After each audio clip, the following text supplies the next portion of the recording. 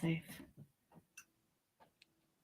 Good evening, everybody, and welcome to Enlightening Your Way. I'm your host, Nancy Lombardo. We are airing live here on the Lilydale Assembly official Facebook page.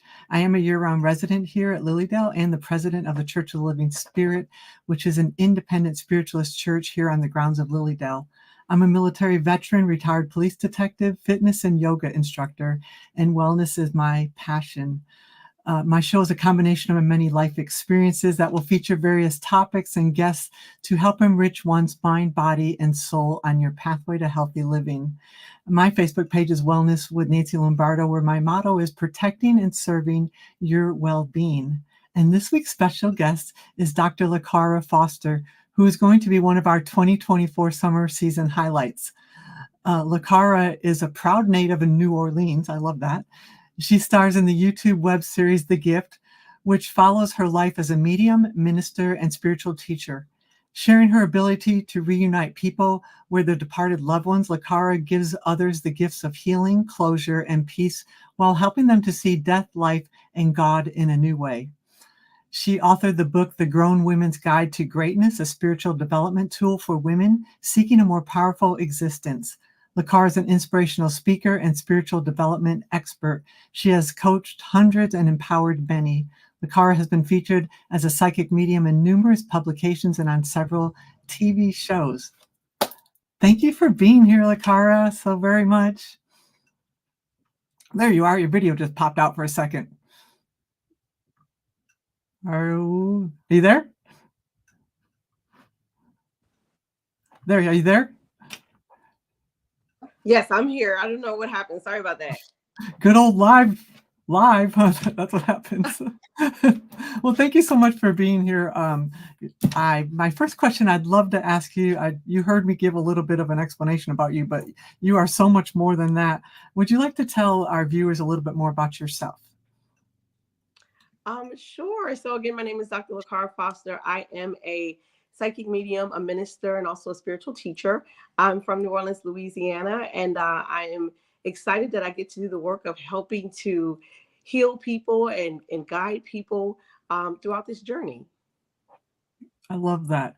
So we were talking just before we went live that I was reading about you, and I saw you had a bachelor's degree in psychology, bachelor's degree in criminal justice, master's degree in education, and a doctorate of ministry.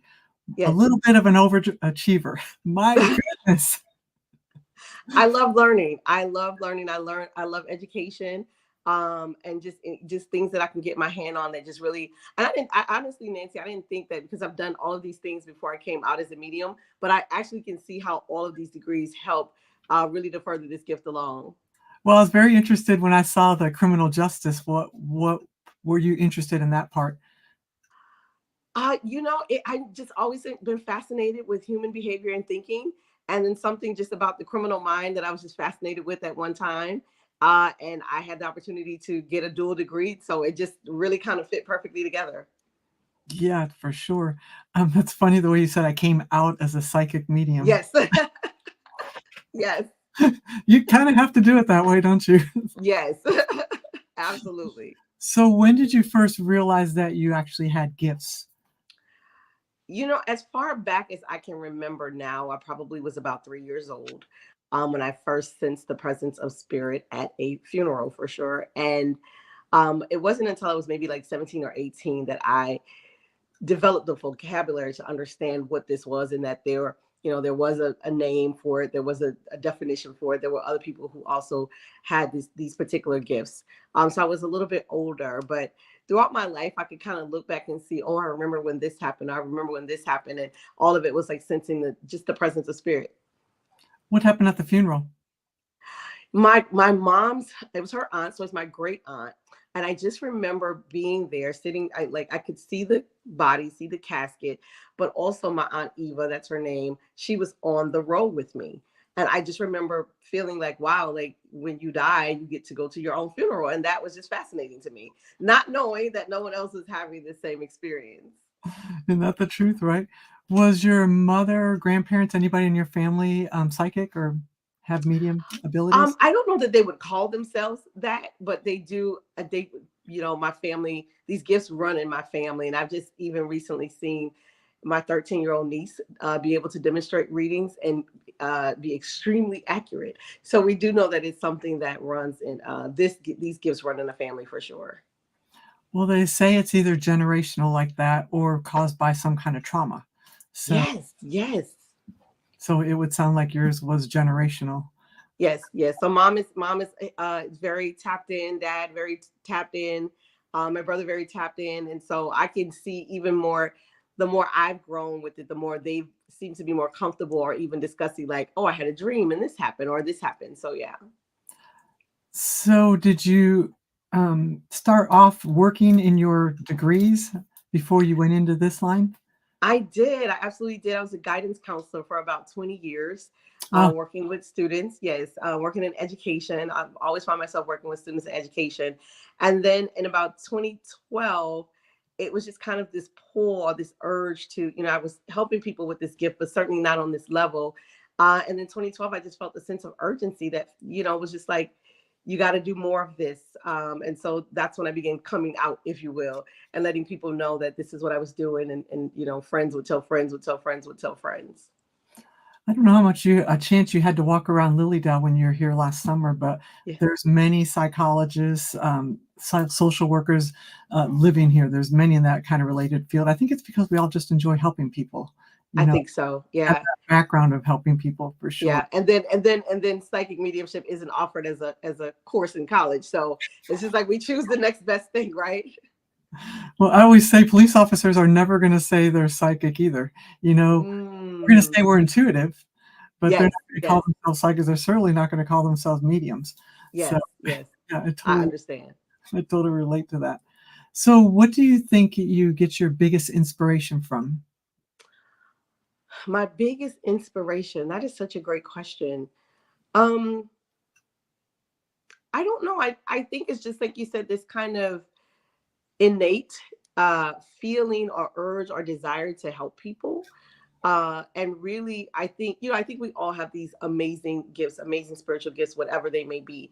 And psychic mediumship being mine, it's just how can I show up in the most authentic version of Lakara, having this gift and to be able to help people. And so I think more than anything, any degree that I have, this gift has been the way that I can show up in my most God-like self. I love that. Yeah. That's really beautiful. When we were talking just a bit, you were saying you've done so much, and you're like, yeah, I'm tired all the time. Do you find yourself lacking in self care because you give so That much to yourself? I think that there are seasons that I have found myself lacking in self-care, but this certainly isn't one of those seasons. So this particular season, I have found myself just totally immersed in my fitness regime, eating better, taking care, taking time out for myself, reading more. So there have been seasons, yes, where I feel like I have kind of put myself on the back burner for work or for relationships or for whatever the case is. But this season, it's just really a mindset of like if I put myself first, I put God first, put myself first, then everything else can flow from that. Yeah, you're absolutely right about that. You're Yeah. absolutely right about that. So I know in your bio, I read that you like to empower people. Yes. What exactly do you speak about for empowerment when you're in these large venues? Really, it kind of depends. And this season, I wrote a book called The Morning After, and it's healing grief through mediumship and embracing life and love again after loss. And so in this particular season, really kind of helping people and talking to people about their grief and about how they can maneuver their way through grief, right? Because I think grief is just going to exist among us when we love and we lose. And so I think that there will be grief, but how can we maneuver? How do we navigate our way through grief? Using it even as a tool to kind of help further us. I find that a lot of people get stuck in their grief, and can be stuck for years in their grief. And sometimes their faith can help. Sometimes going to therapy can help, and certainly sometimes mediumship can help. But really, kind of helping people say, hey, our loved ones don't want us stuck here, right? Our loved ones want us to keep pushing on with life, to honor our sacred contracts, to complete our soul's mission. But a lot of times we get stuck right there in that grief. And so this, I feel like I'm called to be able to, in this season, to be able to help people navigate that. And grief can be so big and so Yeah. tough for so many. I'm sure that's why so many people find their way to Lily Dell, because Mm, they're struggling through that grief and they're yes. searching for sure. So definitely an important mission to help people with that and get Yes. past that and learn to live after that Absolutely. for sure. Hmm. So what has been one of your biggest life lessons? Oh, my biggest life lesson. One is that, and it's something that I share with my clients all the time, is that, in our humanity, I believe that there exists a spectrum, right? And I think that there are many things that lie on this spectrum that we agree that we could have the opportunity to experience in our humanity. It can be love, loss, grief, pleasure, pain, whatever. There's so many things on this spectrum. And my biggest life lesson is to have learned that there is no perfection on the spectrum. And so we don't have to look for it. We don't have to be in search for it. We don't have to ask for it. That there is no perfection. Now, there can be excellence on the spectrum, but there is no perfection on the spectrum. And I think just learning to give myself as much grace as I would give other people. Yeah, I'm a Virgo, so that's a hard word for me not to I'm a Virgo too, so I understand. that perfection is like, oh, sometimes I have to watch myself and pull back. Yes, yes, I'm a Virgo too, so I completely understand. Yes, you do. So I know last year was your first time here in Lilydale, but Yes. is it your first time you ever heard about Lilydale? No, so the first time I ever heard about Lily Dale was actually in about 2010, when the release of the um, HBO documentary "No One Dies in Lilydale." Oh, of And course. that was the first time I saw it. And I was so fascinated because it was like, wow, like, no, there are other people that have this gift and can talk to departed loved ones. And I said in 2010, it had to be maybe 2010, 2011, I said, one day I'm going to visit this place. I'm going to go, I was like, I'm going to go and get a reading. I'm going to go and meet these other people who have this gift like me. And it's always like this idea. Lilydale had always kind of been this idea in my mind as I do this work. And I would always kind of wonder, like, I wonder if anyone has heard of this. I wonder if other people have heard of this, right? And then, of course, when I got the call in October of 2022 to be a guest, I can't remember her name, who called me. And she said, have you ever heard of Lilydale? And I'm like, yes, I absolutely have heard of Lilydale. So it was just kismet to be able to be invited to be a guest there. And yeah, and I've said, whether I was coming and not as a guest, I would definitely come back again and again and again. Oh, I love that. So that Hmm. was your first time here. You still live in New Orleans then? I'm in Atlanta, Georgia. Oh, you're in Atlanta. Oh, my sister's Hmm. there. Okay. Um, so yeah, it's a little bit of a ways, isn't it, from Georgia? Oh, So what was yeah, your it first? wasn't that bad. It was just kind of a plane ride and then like an hour drive from the airport. It was Yeah, just, everything was beautiful that weekend. The weather was beautiful. The people were beautiful. All of the things that we got to attend were absolutely beautiful. it amazes me that we're going on our 145th year, I think, this year, and how many That is people have not heard crazy. about us. It's just, yeah, it is kind of I crazy. know. So what was your first impression? My first impression, I don't know. It's almost fairy tale like. I think, like, when you drive onto the grounds, it's almost like it has this magical feeling. Like you're either like going back in time a little bit, or it's hard to describe it. It was really magical. And they told us about the vortexes that are on the ground, and of course, we went to the stump to see the readings, and then in the auditorium. And I told people, because I have a couple of people that want to come up when I'm there that weekend. I'm like, no, you can actually feel, like, you can feel the energy. Like it's very palpable, it's very tangible. But it's such a positive energy for sure. Yeah, you try to explain that to people and they don't get Yeah. it till they drive through the gate and feel it. But you Yes. really can't explain that when so many people have been practicing the same type of energy for so many years. It definitely builds, and that's just undeniable. So Yes, you can definitely feel it. totally agree with that. So what was your biggest takeaway leaving Lilydale last year? Oh, that's such a great question. My biggest takeaway, I think honestly that there's not, we're more alike than we are different. That was my biggest takeaway. That I Oh, think that, you know, it's not, I think for myself, there maybe about 5 or 6 African Americans, right? Or maybe a little bit more than that. But just the treatment was absolutely wonderful. The people were absolutely wonderful. The energy was absolutely wonderful. I was very well received by the audience of Lilydale and the people there. That it made me want to be like, hey, I have other medium friends. You guys should come and experience this, right? That even within our gifts, that we're so much more alike than we are different. yes. I mean, yeah, yes. We love diversity. We'd love to have everybody come to Lilydale. Yes. Sometimes it's just not for some people, and I get that. Yeah. Sometimes people are afraid also. Yes, yes, yes. And sometimes I think now that I've gone, like other people are like, okay, like we'll go and check it out. So You came we'll out definitely go. okay? Yeah.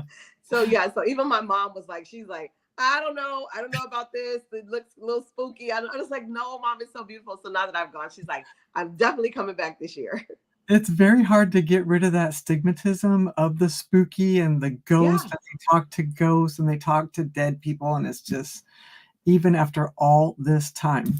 it's so beautiful. Like it is such a beautiful experience. Like just again, just as soon as you set foot on the grounds, like you can feel the magic, you can feel the energy, you can feel the goodness.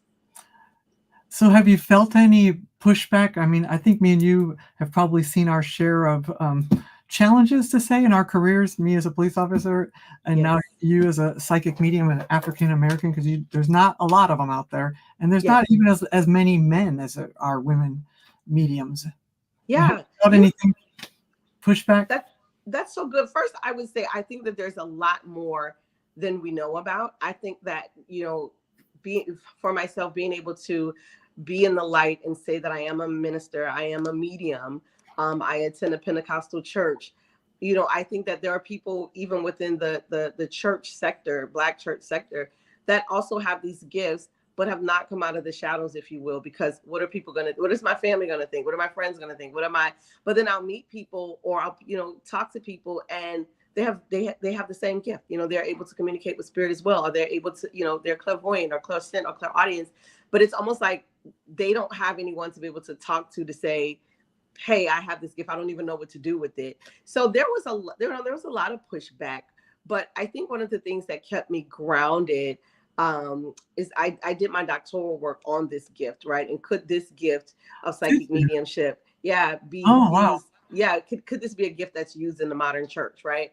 And so I was so settled in the research that I'd done and the attitudes of the participants that I just felt like where attitudes were in 2019, they were going to evolve and they were going to evolve very quickly. And not just because obviously like my gift of what I was doing, but just I think from a cosmological perspective, right? Like tomorrow we have this solar eclipse that's coming and people are feeling the effects or are starting to understand that they feel the effects of Mercury retrograde, right?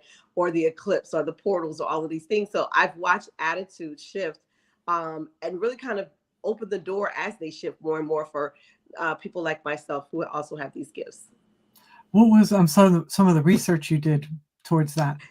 So I one looked at from a biblical perspective, like who was doing the condemning, right? Who was doing the condemning of the witches and the tarot readers and stuff. And so we looked at, I looked at King James, and so I studied King James' life and saw that, you know, he and his mother had a fascination with witches. The witches did not like him, and so when he had an opportunity to write this Bible in 1611, he was able to control the narrative literally, to be able to say don't consult with witches or psychics or mediums. And so he just kind of lumped everybody together. So a lot of times people read things, even from a biblical perspective, and think that, no, this is the absolute, you know, truth about it. And it's like, no, it goes much further than that. It goes beyond that. And to know that beyond that particular writing of the Bible, that there was no derogatory mention of people with these gifts, right? And so looking at, again, who was able to control the narrative and why, um, from that perspective, and also from the perspective of just being an African American and looking at, you know, what would these gifts have looked like if we were not brought to America, if we were not colonized with Christianity, if we were totally just practicing in our African gifts, because we know that, these, I always say these gifts predate language, right? Like this energy predates language for sure. So yeah, there was some backlash, but then again, being able to do the research and present the research and talk about it even from a scholarly perspective has helped people in and of itself. Yeah, I love that. Yeah. So let's talk about what you're going to be doing here in Lilydale this year, because Yes. you got a pretty good lineup. Yes. So you're coming in, what day is it? Um, well, on my Lilydale advertisement, it says August 2nd through the 4th.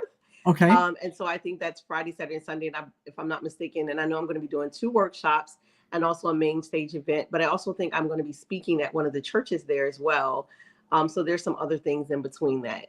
But I believe that I'm on that Saturday, if I'm not mistaken. And it was so much fun last year. So I absolutely cannot wait. I actually went on Sunday last year, and it's kind of like a church service. It was like doing readings and people giving testimonials and all that stuff. It was amazing. Yeah, it's definitely. And the auditorium, has its own energy in and of itself. It's the original auditorium that's been standing since it was built, actually. So it's got a great energy about it too. Yes, and I've seen people like names like Abraham Lincoln and Deepak Chopra Yeah, and Susan B. Anthony and all of those names have been appeared on that stage. That's a really big deal. it's very good. What will you be doing for your Saturday night highlight? So I'm going to be doing readings, Okay. and oftentimes I tell just like a little bit about my story and how I got here, and doing readings for the audience. And typically, I bring someone up on the stage with me, and I do a reading like one-on-one like that. Oh, I like that. Okay. Hmm. So you normally go direct with people then? No, I usually bring people up. A lot of time, I think for me, and I could do it that way, but for me, there's such a more intimate connection when someone is sitting right next to me. Yeah, And so I'm really drawing on their energy. Like I'm not picking up your dad's name is John and your dad's name is John. So it's just like, I could do it that way, but it would take, then you got to sort out whose John it belongs to. So for me, it's like if someone gets on the stage with me, then I'm kind of locked into their energy. yeah, it makes it a lot more intimate to do it Yeah. that way also. So I love that. How many would you normally do in an evening? I want to say on the Sunday when I was there, I probably ended up doing maybe about 7 or 8, Well, that's a maybe lot. 4 beforehand and 4 after. Yeah, maybe about 7 or 8. Yeah, it's a lot of energy. Yeah, yeah. And there was a lot of people in the crowd too. And then it's, you have, it's because everybody is desiring to connect, right? And so you have the energy of people pulling on you in that capacity as well. But people also, I think, understand that listening to other people's messages, Yeah. they take what they need from that, and it heals. Yes. It helps them also. Yes, yes, yes. I have definitely found that. I remember I was at a church giving readings, and this guy's mother was coming through, and he was just so emotional at the message that she was getting. And I talked to a young lady after, and she said, I didn't get a reading. She's like, but when you connect with this guy's mom, and she's like, I just felt like it was my mom talking to me. Right, I thought that was a beautiful thing. right. That happens a whole lot for sure. Yeah. So you'll be staying here on the grounds?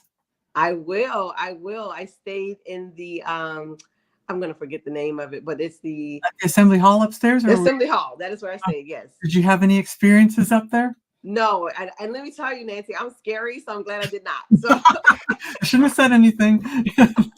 I'll do the work, but I'm like, listen, okay, I don't need anybody walking around or anything. Okay, I just came here to work.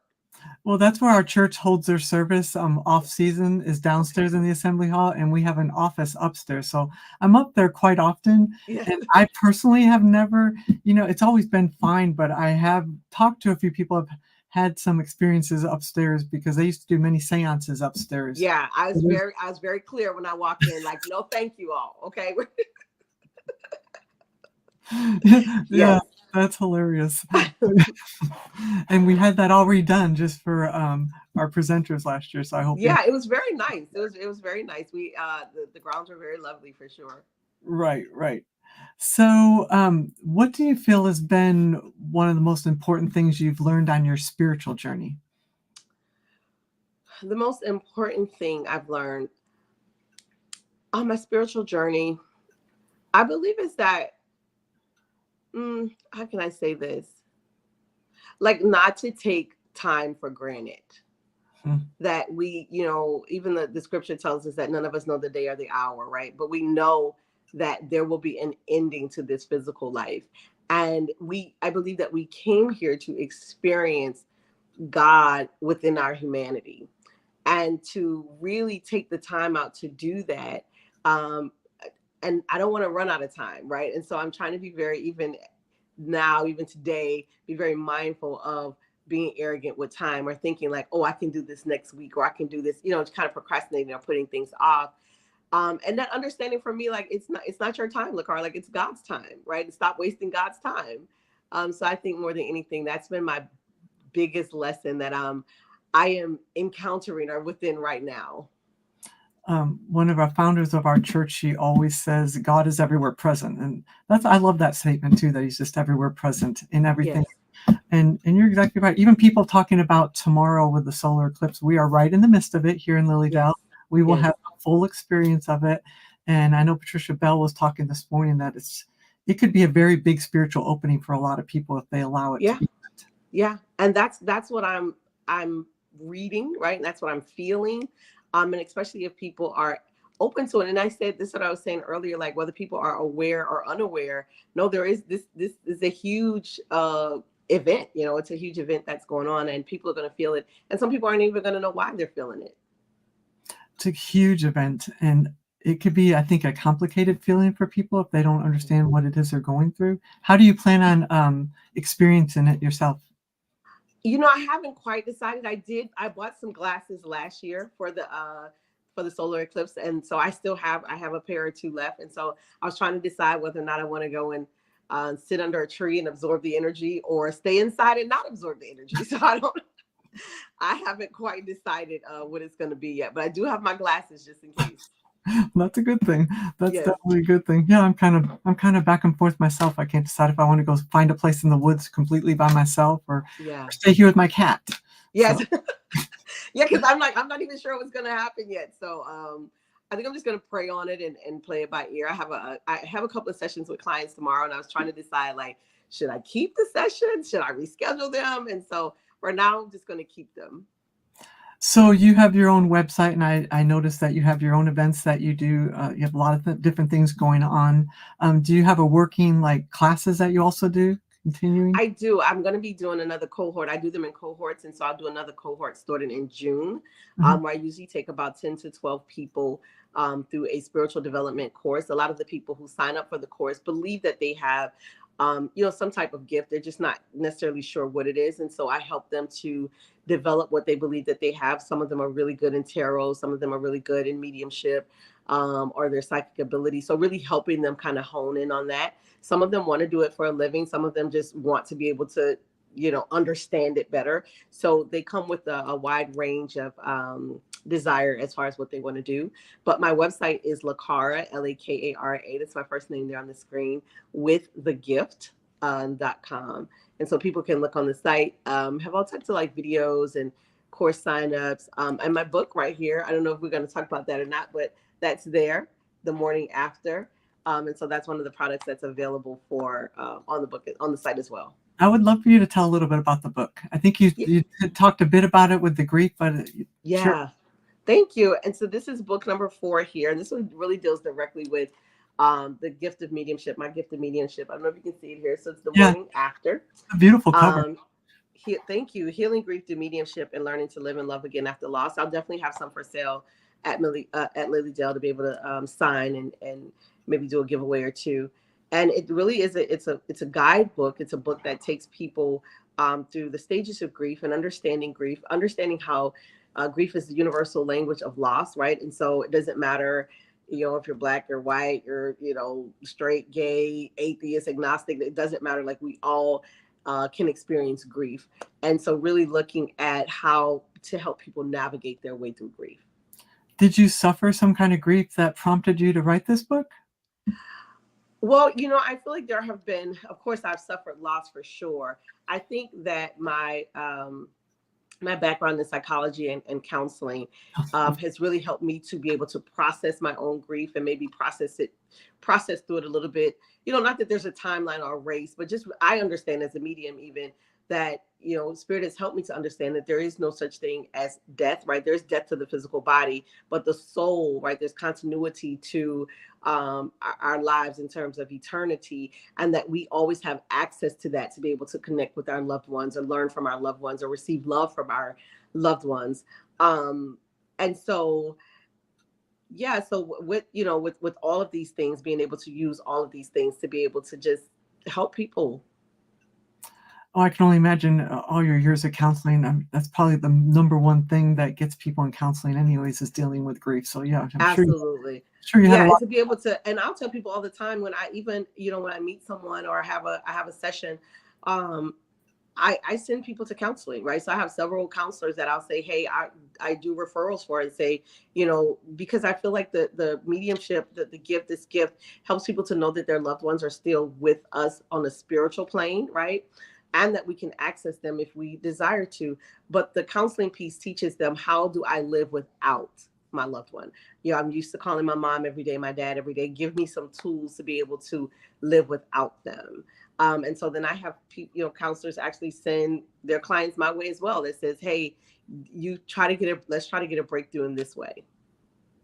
Yeah, it sounds like it's great information for people, for sure. How long did it take you to write that? It took me about a year to write the book. And so while I've lost some, suffered some major losses, being able to deal with my own grief, and that is why I wrote the book, to be able to say, this is how I've been able to navigate through grief, really with the understanding that our loved ones are with us still, right? That a lot of people Yeah. think that when we depart these physical bodies, that is the end. And people, that there's a real sadness sometimes when people think that there is a finality to this life and that they're never going to talk to their loved ones again. I think that is a part of the piece that keeps people stuck, for sure. I think if they pay attention to their dreams, and when Yeah. those loved ones come in their dreams, they'll know that it's not the end.